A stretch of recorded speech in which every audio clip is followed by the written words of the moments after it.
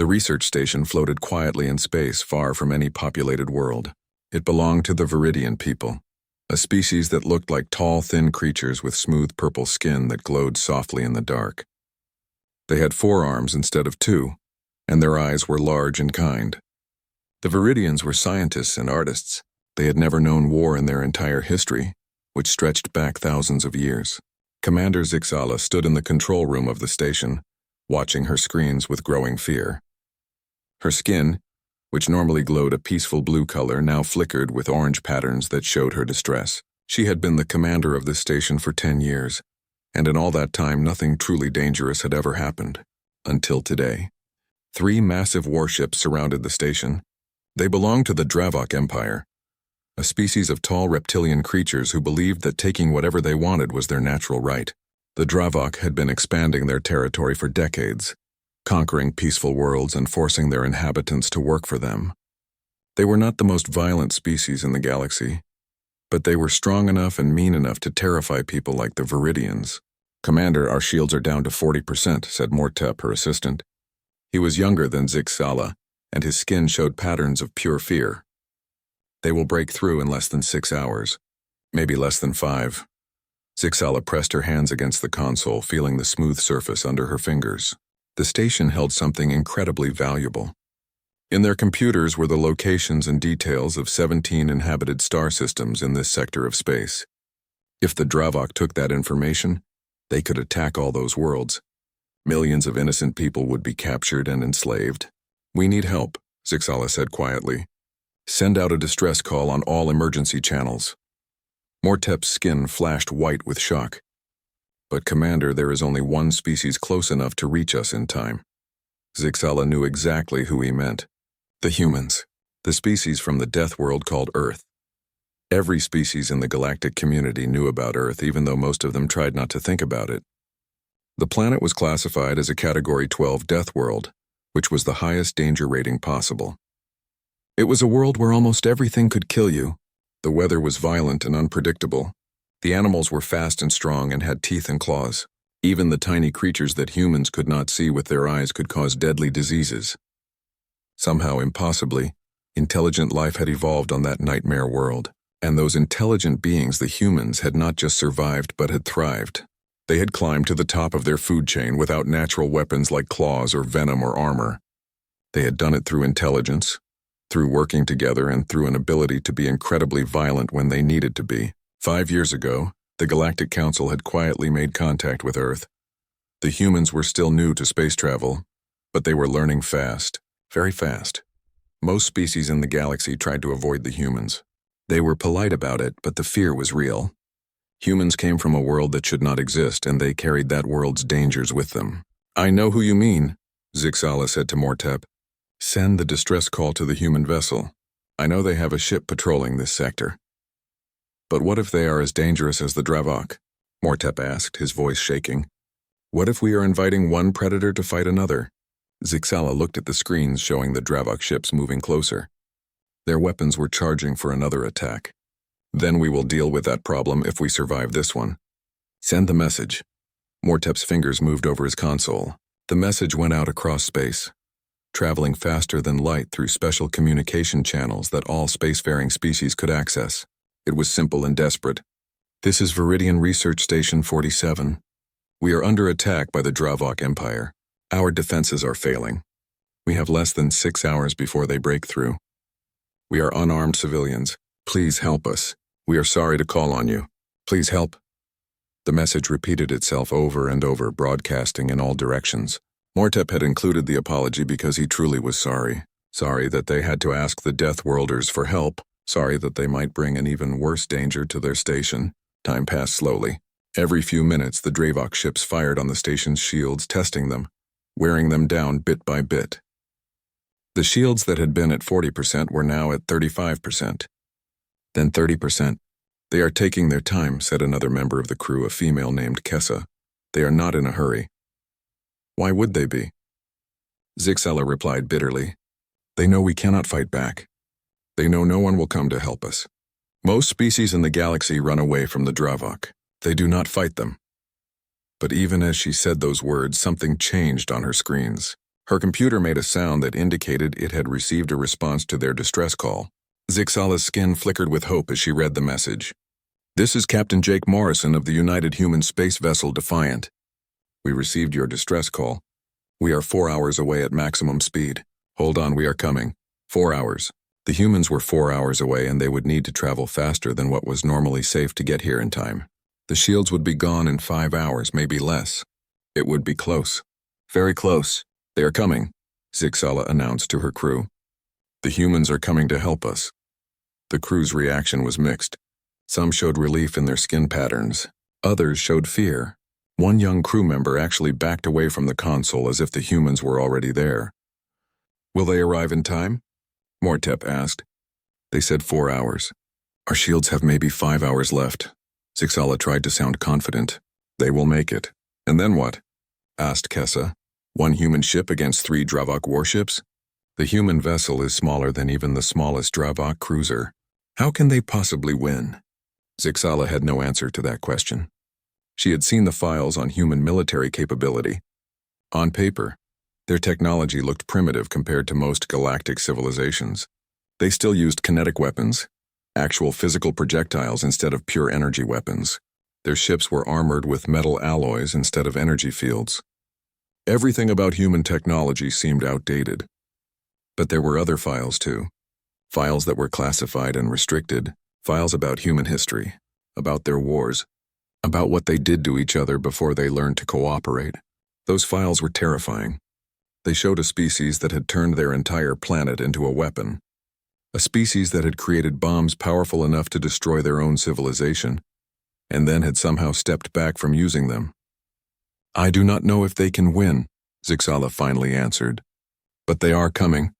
That is more than anyone else in the galaxy would do for us." She looked at her crew, seeing their fear and their hope mixed together. "We wait. We keep our shields up as long as possible. And we trust that the humans know what they are doing." Outside the station, the Dravok ships continued their slow, methodical attack. Inside, the Viridian crew waited and hoped and feared all at the same time. They had called for help from the Deathworlders. Now they would see if that help would save them or doom them. Captain Jake Morrison sat in his command chair, looking at the stars through the main view screen. He was 38 years old with short brown hair that was starting to show gray at the sides. His uniform was dark blue with silver insignia on the shoulders.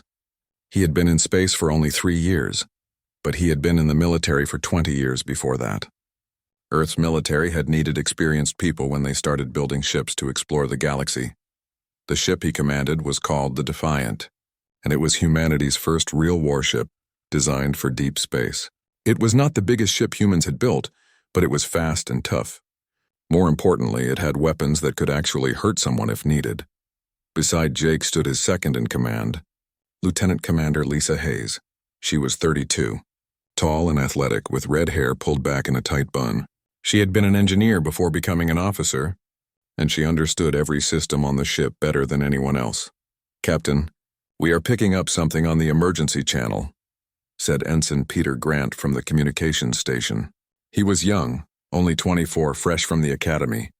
His fingers moved quickly over his controls. "It is a distress call. Viridian station under attack." Jake sat up straighter. "Viridians?" "Let me hear it," Peter played the message. The alien voice came through the translator, sounding scared and desperate.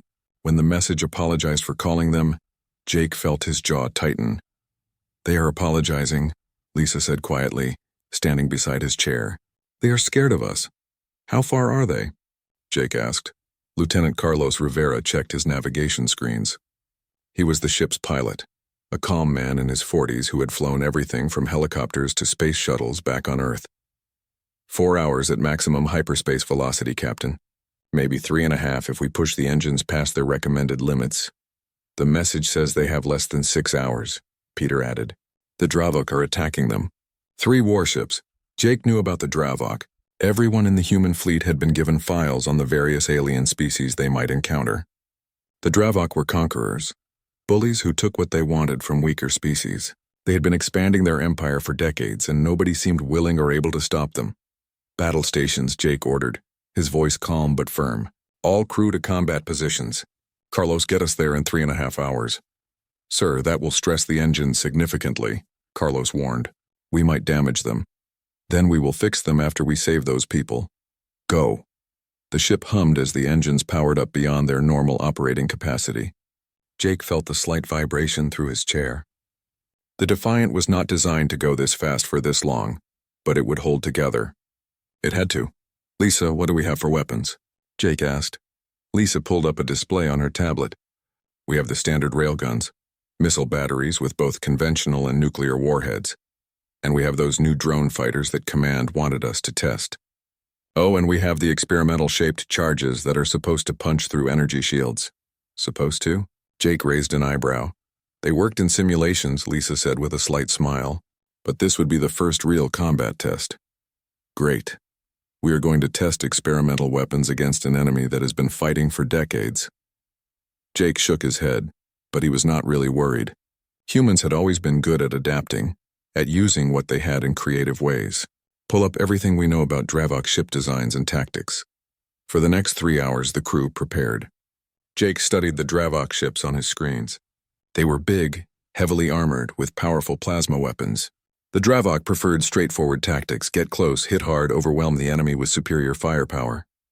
They had won dozens of battles using those simple but effective methods, but they had never fought humans before. "Approaching the target system," Carlos announced.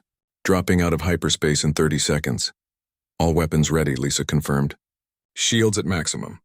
Drone bay is prepared to launch." Jake stood up from his chair. "Remember, we are here to protect the Viridians, not to start a war. But if the Dravok want to fight, we will give them one they will never forget. Carlos, drop us right between the station and those warships." "Sir, that is extremely close. We will be in weapons range immediately." "That is the idea. Do it." The Defiant dropped out of hyperspace exactly where Jake wanted, appearing between the Viridian station and the 3 Dravok ships like a shield. It was a dangerous move, putting them in the middle of a combat zone with no room to maneuver. But it also sent a clear message. The humans were not afraid. On the lead Dravok ship, War Leader Krenth stared at his screens in surprise. He was a large reptilian creature, covered in dark green scales with yellow eyes that had vertical slits for pupils. He had been a warrior for 30 years and had never seen such a reckless move. "What is that ship?" he demanded. "Unknown design, War Leader," his tactical officer replied. "Scanning now. It appears to be human." Human? Krenth had heard of them. The new species from the Deathworld. He had read the reports but had dismissed them. One small ship could not threaten his fleet. "They are hailing us." "Put them through," Krenth ordered. He wanted to hear what these foolish mammals had to say. Jake's voice came through the translator, clear and steady. "Dravok vessels, this is Captain Jake Morrison of the United Human Space Vessel Defiant. You are ordered to withdraw from Viridian space immediately." Krenth's laugh was a harsh hissing sound. "One small ship dares to give me orders? I have conquered entire star systems. I have more ships in my empire than you have people on your vessel. Leave now, human, or I will destroy you along with these Viridians." There was a pause. Then Jake's voice came back, and something in his tone made Krenth's scales prickle with unease. "That is disappointing. We were really hoping you would choose to fight. All crew, execute attack pattern Delta." Before Krenth could order his ships to fire, the human vessel launched a swarm of missiles. They moved incredibly fast, faster than any missiles Krenth had ever seen. These were not energy weapons that his shields were designed to stop. These were physical objects, cold and dark, nearly invisible until they were too close to avoid. The first wave of missiles hit his rightmost cruiser. The explosions were strange, creating pulses of energy that seemed to push against his shields in ways they were not designed to handle. For just a moment, less than a second, small holes appeared in the shield coverage. That was when the second wave hit. These were not missiles. These were solid metal rods, moving at a speed that was terrifying. They came through the gaps in the shields like needles through cloth. The Dravok cruiser's armor, which could withstand plasma fire, meant nothing against these kinetic weapons. The entire right side of the ship simply exploded, metal tearing apart like paper. "Evasive maneuvers!" Krenth roared. "All ships, return, fire!" But the human ship was already moving, and it moved in ways that should not be possible. It twisted and turned through space, dodging plasma bolts with what seemed like centimeters to spare. Krenth realized with growing horror that the human ship was taking damage on purpose, letting some shots hit heavily armored sections to get better angles for its own weapons. "Sir, they are launching small craft," his tactical officer reported. Dozens of small fighters poured from the human ship, but as Krenth watched his sensors, he realized something shocking. There were no life signs in those fighters. They were machines, drones, controlled by computers or remotely. They swarmed his ships like insects, too many to target, moving in patterns that were coordinated but unpredictable. "This is not honorable combat," Krenth shouted as another of his ships took critical damage. The human captain's voice came back, and now it was cold, hard with no trace of friendliness. "Honor, you are about to destroy a research station full of civilians. Let me teach you about human honor, Krenth. Surrender now, or I will show you what my species does to bullies who hurt innocent people." Krenth looked at his screens. One ship was destroyed, barely holding together. Another was crippled, venting atmosphere and spinning slowly. His own flagship had taken damage to its engines and weapons. All of this in less than 10 minutes of combat. The humans had done the impossible. One small ship had defeated his war fleet using tactics and weapons he had never encountered before. "We surrender," Krenth said quietly. Then louder, "We surrender. Cease fire. We are withdrawing." The human ship stopped shooting immediately. It held its position between the Dravok fleet and the Viridian station, weapons still ready, like a guard dog protecting its owner. "Smart choice," Captain Morrison said. "Now get out of here and tell your empire that this sector is under human protection now." The Viridian station's control room was completely silent. Commander Zixala stared at her screens, unable to process what she had just witnessed. Her skin flickered through colors rapidly, showing confusion, shock, relief, and disbelief all at once. "Did that really happen?" Mortep whispered beside her. "Did one human ship just defeat 3 Dravok warships?" "I saw it," Zixala replied, though she barely believed her own words. "I saw it, but I do not understand it." The battle had lasted less than 30 minutes from start to finish. The human ship, which was smaller than even the smallest Dravok cruiser, had used weapons and tactics that Zixala had never seen before. Missiles that created gaps in energy shields, metal rods moving at impossible speeds, small robotic fighters that swarmed like living things, and the ship itself had moved through space in ways that seemed to ignore the normal rules of physics and common sense. "Commander, the human ship is hailing us," said Kessa from the communications station. Zixala took a deep breath, trying to calm herself. "Put them through." The face that appeared on her screen was distinctly human. She had seen pictures before, but seeing a real human speaking to her was different. Captain Morrison looked tired but calm. His eyes were a light brown color, and they looked directly at her with an intensity that made her slightly uncomfortable. "Commander Zixala, I presume?" the captain said through the translator. "Are you and your crew all right? Did you take any casualties?" "We are unharmed, Captain Morrison," Zixala replied, trying to keep her voice steady. "Thanks to you. Your arrival was perfectly timed." "Glad we could help," Jake said with a slight smile. "We are going to stay in the area for a while to make sure those Dravok ships actually leave the sector. In the meantime, we would like to send over a team to check on your station, make sure everything is secure." "With your permission, of course." Zixala's skin flickered with hesitation. Having humans on her station felt dangerous somehow, even though they had just saved everyone. But refusing would be incredibly rude and ungrateful. "Of course, Captain. You are welcome here. We owe you our lives." "You do not owe us anything," Jake replied. "We help because it is the right thing to do. We will dock in about an hour. Morrison out." The screen went dark. Zixala turned to her crew and saw her own mixed feelings reflected in their skin patterns. They were grateful but also nervous about meeting the Deathworlders face to face. "Prepare the main docking bay," Zixala ordered, "and someone please check the environmental controls. Make sure the atmosphere is suitable for humans." "Already done, Commander," said one of the junior technicians. Human requirements are actually very similar to ours. Nitrogen and oxygen mix, standard pressure, temperature around 20 degrees. We are compatible. Small blessings, Zixala muttered. An hour later, she stood in the docking bay with a small group of her crew. They watched through the windows as the human shuttle approached and connected to their airlock. The whole process was smooth and professional. When the airlock door opened, Zixala got her first real look at living, breathing humans. Captain Morrison was the first through the door. He was tall by Viridian standards, probably close to 2 meters. He wore a dark blue uniform and carried no visible weapons, though Zixala suspected he had something hidden. Behind him came 5 other humans, including the red-haired female who had been standing beside him on the screen.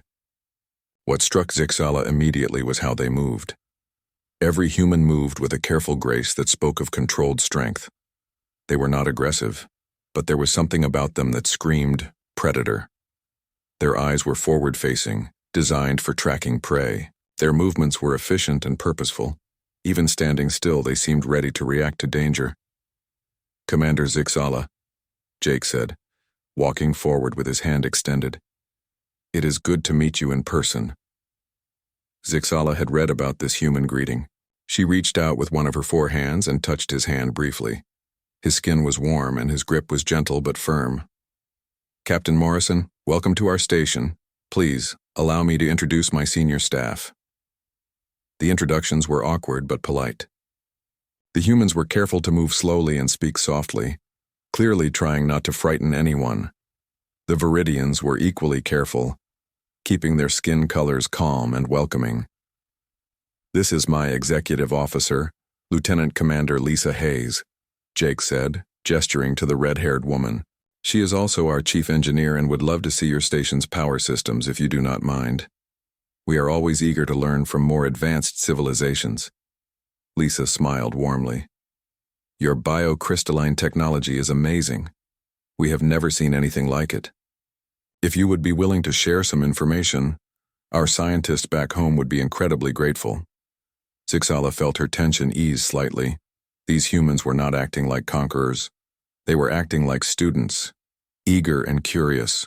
"Of course, we would be happy to share. It is the least we can do after you saved us." Jake shook his head. "Commander, you really do not owe us anything, but if you want to share knowledge, we would never turn that down. Humans are very curious by nature." "I have read that about your species," Zixala said carefully. "I have read many things about humans. Some of them are quite frightening." "I imagine they are," Jake replied honestly. "Earth is not a kind world. It made us tough and, yes, violent when we need to be. But that same world also taught us to protect each other, to work together, to value life. We are not monsters, Commander. We are just people from a hard place."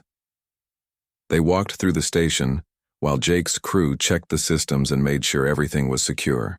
Zixala found herself relaxing more as time went on. The humans were professional, respectful, and genuinely friendly.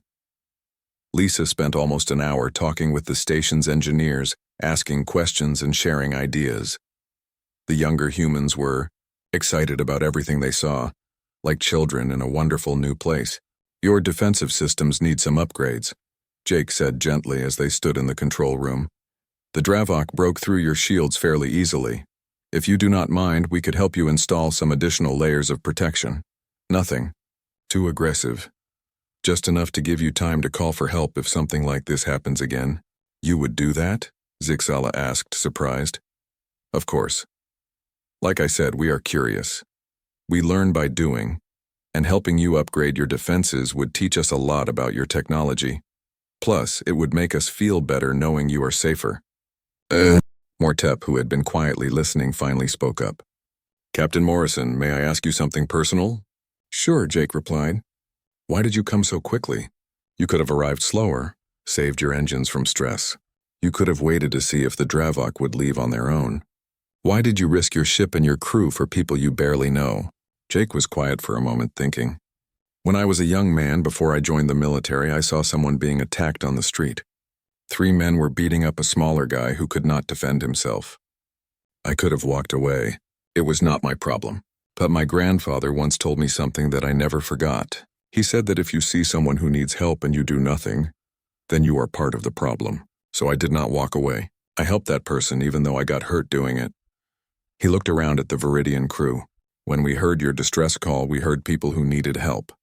It did not matter that you are aliens. It did not matter that some species in the galaxy are afraid of us. What mattered was that someone needed help and we could provide it. That is what humans do. We help. Zixala felt something shift inside her. She had been afraid of humans, afraid of their reputation and their violent history. But looking at Captain Morrison now, she saw something different. She saw a person who had principles, who had values, who would risk his life for strangers simply because it was the right thing to do. I was afraid when I sent that distress call, Zixala admitted. I was afraid of the Dravok, but I was also afraid of you. I am ashamed to say it, but it is true. Do not be ashamed, Jake said kindly. Fear is a natural response to the unknown. Earth is a scary place, and humans carry that scariness with them. But I hope that today showed you that we can also be friends. We can be protectors. We can be the people you call when you need help. You have shown me exactly that, Zixala replied, her skin glowing with genuine warmth and gratitude. I think I understand now. You are dangerous, yes, but you choose to use that danger to protect others rather than to harm them. That is what makes you different. Jake smiled. That is probably the nicest thing anyone has said about humans since we joined the galactic community. They spent the rest of the day working together, humans and Viridians side by side. Lisa and her team helped upgrade the station's defenses. The human medical officer checked on the Viridian crew to make sure nobody was suffering from stress or trauma. Young Peter Grant spent hours in the station's library, fascinated by 14,000 years of Viridian history and culture. When it was time for the humans to leave, Zixala felt genuinely sad to see them go. She had started the day terrified of meeting the Deathworlders. She was ending it by considering them friends. The Galactic Council chamber was a massive structure, floating in neutral space between several major civilizations. It was shaped like a sphere, with the inside surface covered in viewing platforms where representatives from 200 different species could observe the proceedings. In the center of the sphere, suspended by artificial gravity, was a circular platform where speakers addressed the assembly. Today, the chamber was more crowded than usual. Word had spread quickly about the incident at the Viridian research station. A single human warship had defeated 3 Dravok cruisers in less than 30 minutes. Every species in the galaxy wanted to know how this was possible and what it meant for the balance of power. Ambassador Chen Wei stood on the central platform, representing Earth. She was 60 years old, with gray hair pulled back severely, wearing a formal black suit. She had been a diplomat for Earth for 3 decades, and she had volunteered for this assignment knowing it would be difficult.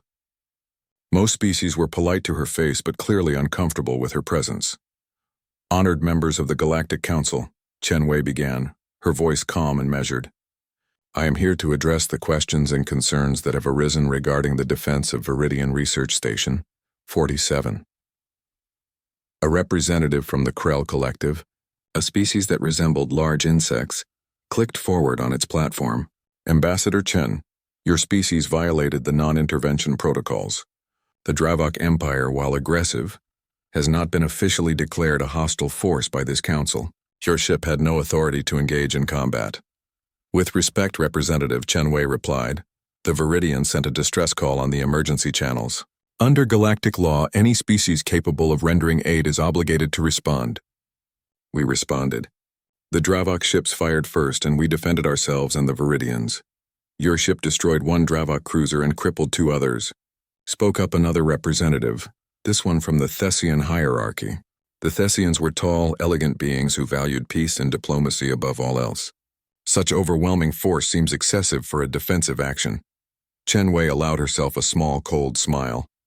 The Dravok war leader was given the opportunity to withdraw peacefully. He chose to attack. We used the force necessary to protect innocent lives and to protect ourselves. If that is considered excessive, then perhaps the Council should ask itself why 3 warships attacking a civilian research station is not considered excessive. Uncomfortable silence filled the chamber.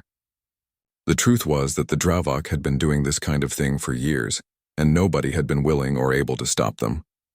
Now the humans had stopped them, and many species did not know how to feel about it. Commander Zixala stepped onto the platform beside Chen Wei. Her skin glowed with determination, showing none of the fear she had felt days ago when calling for help. "If I may address the council," she said clearly. "I invited the humans. I sent the distress call. My people owe them our lives and our freedom. They did not come to conquer or to interfere. They came because we asked for help and they provided it with honor and restraint." "Restraint?" The Krell representative clicked incredulously. "They destroyed a warship. They could have destroyed all three," Zixala replied firmly. "They had the capability. Instead, they gave the Dravok a chance to surrender. And when that surrender came, they stopped firing immediately. That is the very definition of restraint." An older representative from one of the founding species, the Vortan Assembly, spoke up. His species had been spacefaring for over 50,000 years. The concern is not whether the humans acted correctly in this instance. The concern is what their presence means for the future. They come from a Category 12 death world. Their history is filled with violence. How do we know they will not become the next Dravok Empire? Conquering instead of protecting. Chen Wei had been expecting this question. Because our history teaches us not to be conquerors. Yes, we have fought wars. Terrible wars. Wars that nearly destroyed our entire species. We learned from those mistakes. We learned that violence for the sake of power leads only to suffering. We learned that protecting the innocent is more important than dominating the strong. She paused, looking around at all the assembled species. "I understand your fear. Earth is a harsh world, and it made us a harsh people in some ways. But that harshness taught us survival, cooperation, and the value of life. When we see someone in danger, we help them, not because we want something in return, but because it is the right thing to do. That is who humans are." The session continued for hours, with various species asking questions and raising concerns. Chen Wei answered each one patiently and honestly. She did not try to hide Earth's violent history. She spoke openly about the wars, the conflicts, the mistakes humans had made. But she also spoke about how humans had learned, grown, and changed. Meanwhile, across the galaxy, the news of the battle was spreading in different ways. In civilian areas, on trading stations and colony worlds, ordinary beings from dozens of species were talking about what the humans had done. On a Viridian merchant ship, the crew gathered around a holographic display showing the battle footage that had been released by Commander Zixala. They watched in amazement as the small human ship danced through plasma fire and launched its devastating attacks. "Did you see how fast they moved?" one crew member said, his skin showing excited yellow patterns. "They should have been hit a dozen times, but they dodged everything." "Those missiles," another added. "I have never seen weapons like that." They ignored the shields completely. The captain of the merchant ship, an older Viridian named Poltax, watched the footage with thoughtful colors rippling across his skin. "I have traveled these trade routes for 40 years, he said quietly. "In all that time, the Dravok have attacked or threatened dozens of civilian vessels like ours. Nobody ever stopped them. Nobody even tried. These humans, these Deathworlders we are all supposed to fear, they stopped the Dravok in minutes. So what does that mean for us?" a young crew member asked. "It means," Poltax replied, "that maybe the galaxy is changing. Maybe having someone who is willing to fight for others is not such a bad thing." Similar conversations were happening on ships and stations throughout the sector. Some species were frightened by the display of human military power. Others were relieved that someone was finally standing up to aggressive empires like the Dravok. Still others were calculating how this might affect trade, politics, and the balance of power. In the Dravok Empire itself, the reaction was very different. War leader Krenth stood before the High Command, a council of the most powerful Dravok military leaders. His scales were dark with shame as he recounted the battle. "One ship," the Supreme Commander hissed, "a massive Dravok female with scars covering her scales. One single ship from a species that has barely left their home system. You had 3 cruisers, and you lost. Their weapons were unlike anything in our databases," Krenth tried to explain. "They used kinetic projectiles moving at relativistic speeds. They used nuclear explosives to create gaps in our shields. They had unmanned fighters that swarmed our ships. Supreme Commander, we were not prepared for their tactics." The Supreme Commander's eyes narrowed. "Are they truly as dangerous as the reports suggest?" "More dangerous," Krenth admitted. "Their ship moved in ways that should have killed the crew from acceleration forces alone. Either they have incredible inertial dampeners, or their bodies can withstand forces that would kill most species. And their captain, he paused, searching for the right words. He did not fight like someone trying to survive. He fought like someone who was angry that we would dare attack innocents. He gave us a chance to surrender. But I believe if we had not taken it, he would have destroyed all 3 ships without hesitation. The Supreme Commander was silent for a long moment. Then we must adjust our strategies. The humans have announced their intention to protect this sector. We will avoid it for now, but begin research into their weapons and tactics. If we are to expand our empire, we must learn how to counter these Deathworlders. And if we cannot counter them, another commander asked, then we will have to accept that the galaxy has a new power, and we must be more careful about who we attack. Back on the Defiant, Captain Jake Morrison sat in his quarters reading reports and messages. One message was from Earth Command, congratulating him on the successful mission and asking for detailed tactical reports. Another was from the Viridian government, formally thanking humanity for their assistance and offering to establish a cultural exchange program. But the message that interested him most was a private communication from Commander Zixala. It was simple and heartfelt. Captain Morrison, she had written, I wanted to thank you again personally, not just for saving our lives, but for showing me that my fear was misplaced. You and your crew are not the monsters I expected. You are good people who are willing to do hard things to protect others. I will be speaking to the Galactic Council soon, and I want you to know that I will tell them the truth about humans. You are dangerous, yes, but you are dangerous to those who threaten peace and harm innocents. The galaxy needs more beings like you, not fewer. Jake smiled slightly as he read the message. He knew that many species would remain fearful of humans for a long time. Earth's reputation as a death world was well earned, and humans carried that legacy with them. But maybe slowly, they could show the galaxy that being from a dangerous world did not make you a dangerous person. It just meant you knew how to handle danger when it appeared. He composed a simple reply to Zixala, thanking her for her kind words and promising that humans would always respond to calls for help. Then he leaned back in his chair and looked out the window at the stars. The galaxy was a big place, full of wonders and dangers. Humanity was just beginning to explore it, just starting to find their place among the stars. But if they could be known as the species that helped those in need, that protected the innocent, that stood against bullies and conquerors, then that would be a reputation worth having, even if it meant people were a little bit afraid of them. 3 weeks had passed since the battle at the Viridian Research Station.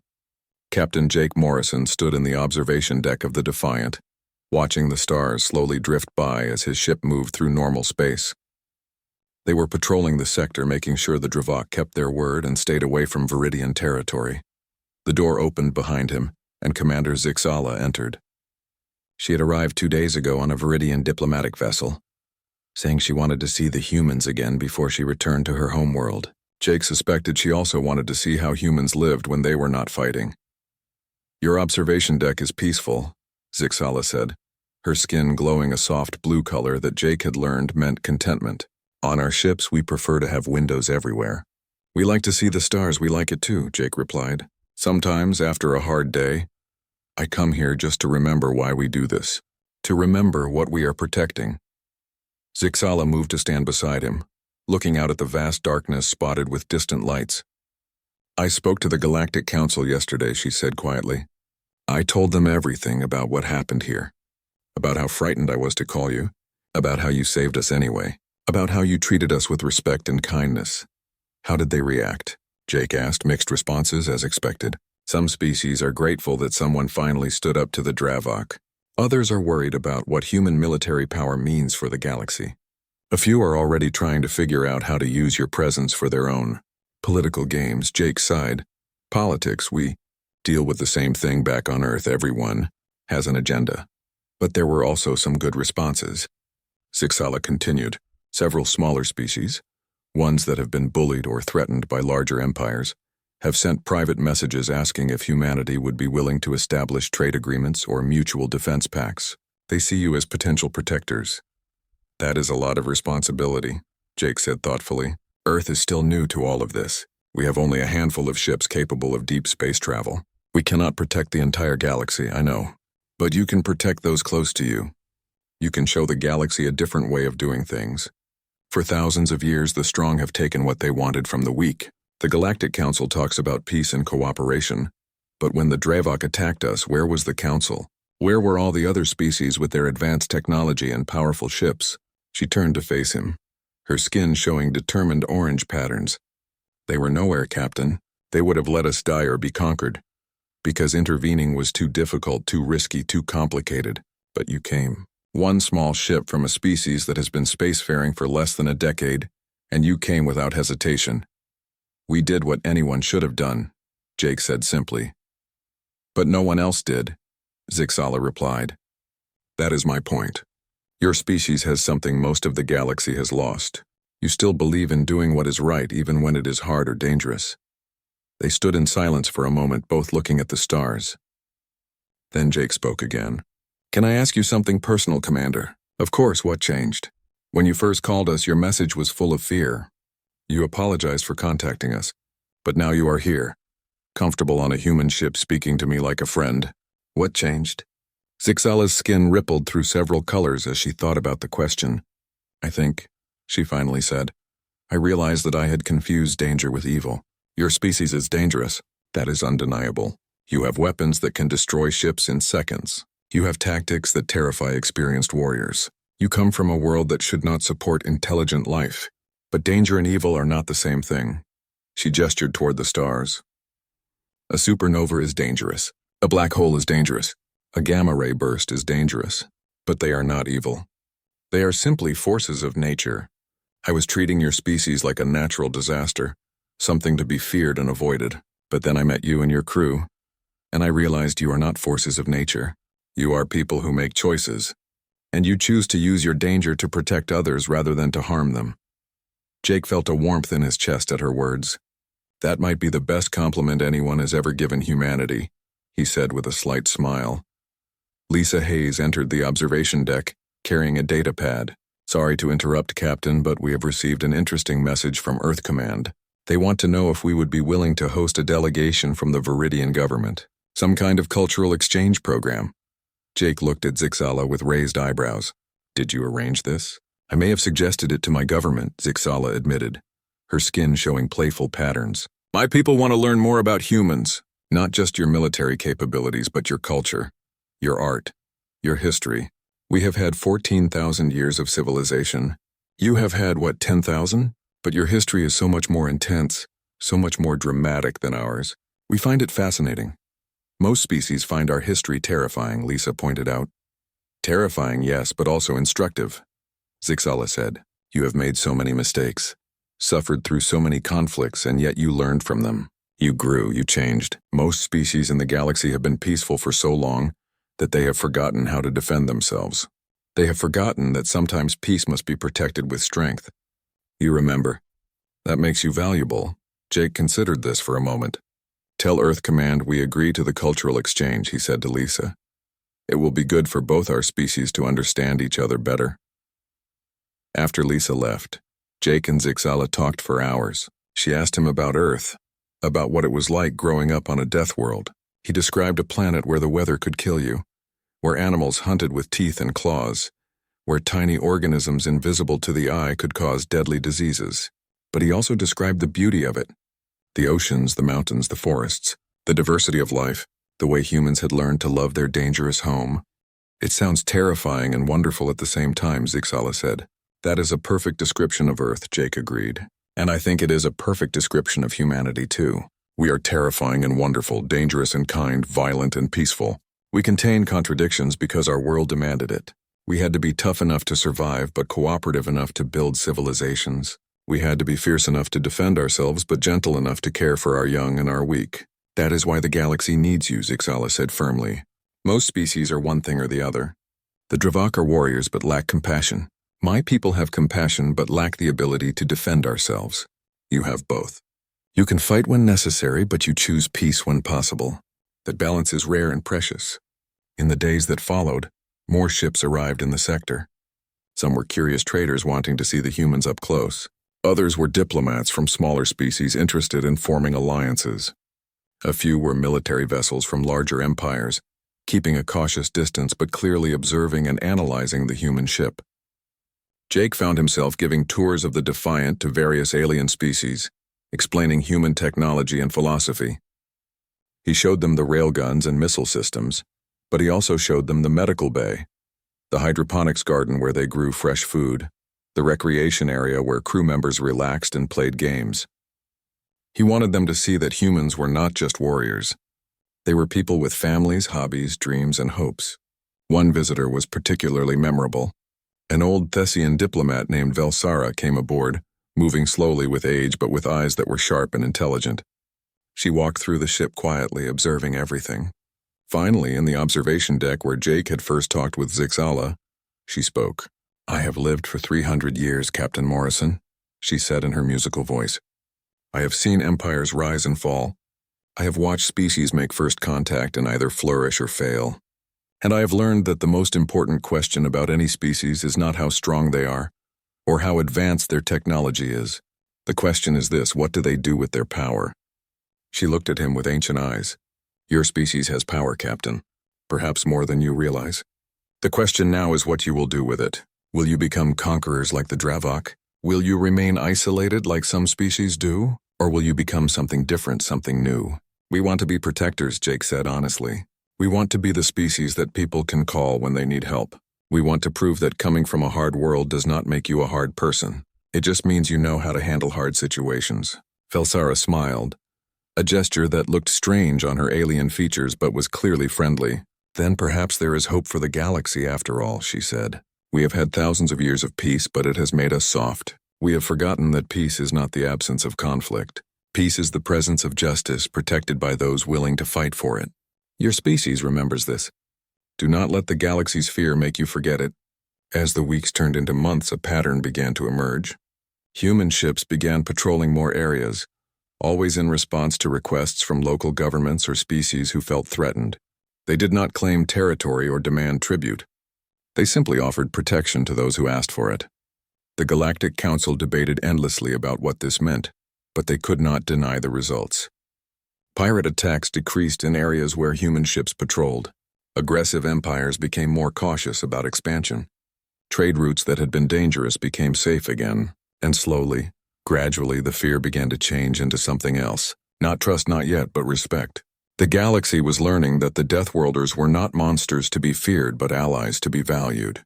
Standing in the observation deck one evening, Jake thought about how far humanity had come. Just a few decades ago, they had been alone in the universe, confined to one small planet. Now they were part of a vast galactic community, finding their place among the stars. It would not be easy.